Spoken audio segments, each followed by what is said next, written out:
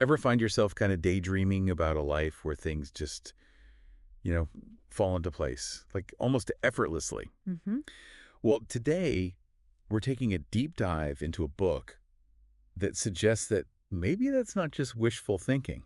Oh. It might be, get this, tapping into like a hidden power you never knew you had. Ooh. I like where this is going. Right. Yeah. So we're unlocking the wisdom of Florence Scovel Shinn Okay. and her spiritual classic, The Game of Life and How to Play It. But before you think we've gone full on like vision board on you, Right. this isn't your typical self-help book. You're right. It's far from it. Yeah. What's so fascinating about Shin is that she wasn't, some guru who just magically had it all figured out. She Mhm. was a successful artist who discovered this whole metaphysical side, well, later in life. Yeah, and her book, it's full of these real stories, Yeah. almost like she's sharing like juicy gossip, Right. but with like a side of life-changing wisdom. Exactly. And it's almost been a century, and people are still turning to it for guidance. So what is it about her work that just resonates with so many even today? Well, I think at its core, Shin's philosophy is that our thoughts, they're incredibly powerful. They Mhm. literally shape our reality. She dives into this idea of the law of attraction, Mm. but not in like some vague mystical way. She Yeah. grounds it in like everyday examples, Mm. makes it relatable. Okay, so let's unpack that a little bit. One story that always sticks with me is the one where she talks about wishing for a rose tree one Easter. Okay. And she vividly pictures it being delivered, and lo and behold, a rose tree arrives. Wow. But get this, it was a mix-up by the florist.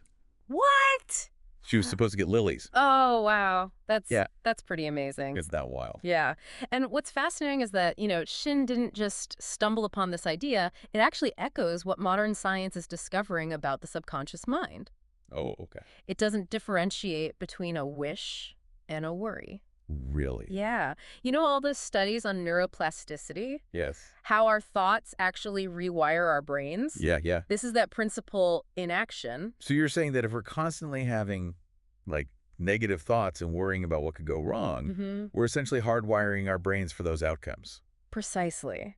And on the flip side, if we can train ourselves to focus on the positive, to truly believe in our desires, it's like we open ourselves up to a whole different realm of possibilities. It's almost like that placebo effect where if you believe something will work, it often does. Yeah. Even if it's a sugar pill. Exactly. Our beliefs are incredibly powerful. Yeah. But how do we actually make that shift from a place of fear and doubt to one of like confidence and expectancy? Well, that's where Shin introduces this really intriguing idea of non-resistance. And you're right, it is a concept that often gets misinterpreted. Right. It kind of makes me think of being a doormat and just letting people, walk all over you. And that's not what she means at all. Okay. She's not advocating for passive acceptance of everything that life throws your way. Right. It's more about aligning yourself with a greater flow. Understanding that sometimes what we perceive as obstacles are actually opportunities in disguise. Okay, I'm intrigued, but how do you actually like align yourself with a greater flow? Give me an example. Like what does that actually look like in real life? So how does one actually live that way? It sounds great in theory, but like life throws curveballs, Yeah, right. And Shin actually gives this great example of a woman who decided to baptize every event as success. Okay. Now, this wasn't about, ignoring problems or pretending like everything was perfect. Right. It was more like this conscious choice to look for the good, even in those challenging situations. Okay, but did that really work? I mean, did her problems magically disappear just from like thinking positively? Well, it's not really about magic. It's more about shifting your perspective, right? Think about it. Have you ever been so focused on a problem that you just couldn't see any solutions? Oh, for sure. Yeah. This woman, she started to notice that by actively looking for the good, even in chaos, she started to actually find it. Interesting. It's like that saying, what you focus on expands. Right, right. She wasn't necessarily changing, the external reality, but her internal reality. Yeah. And that impacted how she experienced the world. That makes sense.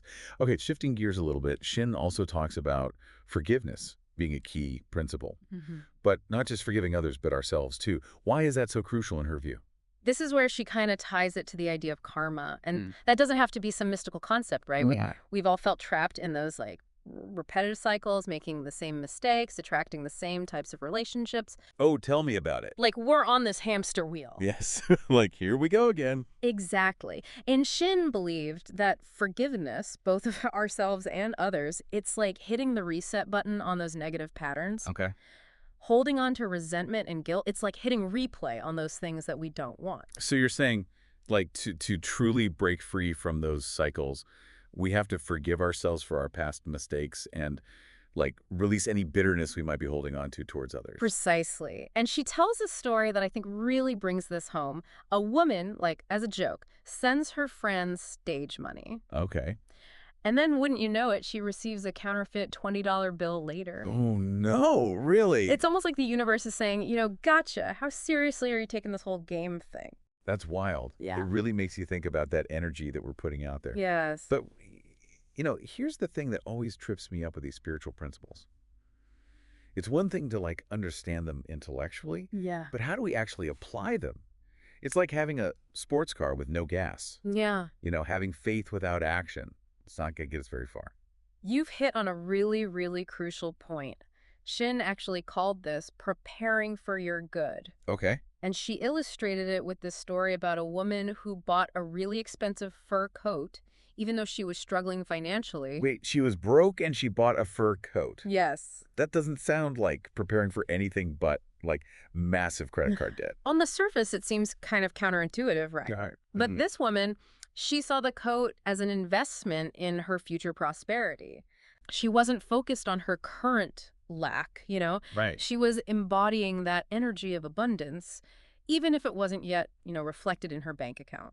So she was basically, like, dressing for the job she wanted, even though financially she wasn't there yet. Exactly. And guess what? Soon after, she landed this huge commission, more than enough to cover the cost of the coat and then some. Wow. It's about aligning your actions with your beliefs. If you want to attract abundance, act as if you're already living in that state of abundance. And Shin tells this other story about a woman who bought blankets, even though she didn't even have an apartment yet. Because she was, like, preparing for that reality. Exactly. And I'm guessing she found an apartment, even during a housing shortage. Miraculously, yes. It's not about waiting for good things to happen. It's about acting as if they already have, and then somehow they do. This is kind of blowing my mind. It's almost like she's saying our outer world is a reflection of our inner world. Like, change your thinking, change your life, right?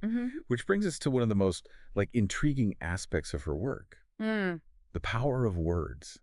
Shin was a big believer in affirmations, speaking our desires into existence. Yes. She believed our words are incredibly potent tools, like we are literally shaping the fabric of our reality with what we say. She stressed the importance of choosing our words wisely because we're essentially casting spells with every sentence we utter. Wow. She tells this amazing story about a woman who desperately wanted $1,000. Don't tell me. She went out and bought a pink paper cutter to open that imaginary check with. Okay, so it's not just about buying pink paper cutters. Right. Although that is a pretty fun image. Yeah. But there is something to this idea that our words have, like a certain potency to them. Absolutely. And Shin wasn't saying to just, like, mindlessly repeat phrases, Right. It's deeper than that. Okay. She emphasizes, like, clarity and, crucially, belief when you're actually crafting an affirmation. Okay. It has to be specific, it has to be positive, and it has to be something that you can genuinely envision for yourself. So it's more about aligning your inner world with that outer world that you're trying to create. Exactly. It's about creating that vibration, that feeling of already possessing what you desire, and your words become like a tool, a focal point for that energy. I mean, think about the language we use every day, right? Yeah. Like, oh, I'm so stressed, or I never catch a break. We're unintentionally affirming those negative experiences. Wow. Yeah, when you put it that way, it's almost like we're unknowingly, like, scripting our own lives, for better or worse. Precisely. But the good news is we have the power to rewrite that script Okay. by consciously choosing words that reflect our desired reality, and we start to shift that energy. This has been an incredible deep dive. It has. We've covered so much, from the law of attraction to the power of forgiveness, taking inspired action, and even, like, the magic that's kind of woven into our everyday words. Yeah, it's pretty amazing stuff. So if there's one thing that our listeners take away from all of this, what would you say it is? I think the core message of Shin's work is really about empowerment. Okay. It's about recognizing that we're not just, like, passive players in this game of life. We're active co-creators. Yeah. We have this incredible power within us, this ability to shape our reality by choosing our thoughts, our beliefs, and our actions. It's about stepping into our power, owning our potential, and realizing that maybe, just maybe, those daydreams aren't so far-fetched after all. Exactly. So to our listeners, we'll leave you with this. What seemingly impossible good will you dare to call into your life? Think about it. Explore those hidden depths within yourself. And until next time, keep playing the game.